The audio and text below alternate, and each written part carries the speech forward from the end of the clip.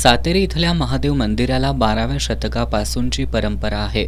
महाशिवरात्रीनिमित्त मंगळवारी मध्यरात्रीपासूनच भाविकांनी इथं दर्शनासाठी गर्दी केली होती. हर हर महादेवच्या घोषानं मंदिर परिसर दुमदुमून गेला होता.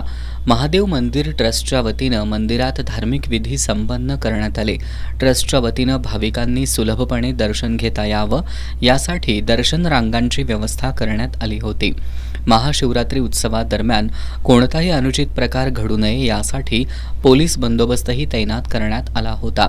दरम्यान इथल्या मंदिरात दर्शनासाठी येणाऱ्या भाविकांसाठी गोकुळ दूध संघाच्या वतीनं दूध वाटप करण्यात आलं.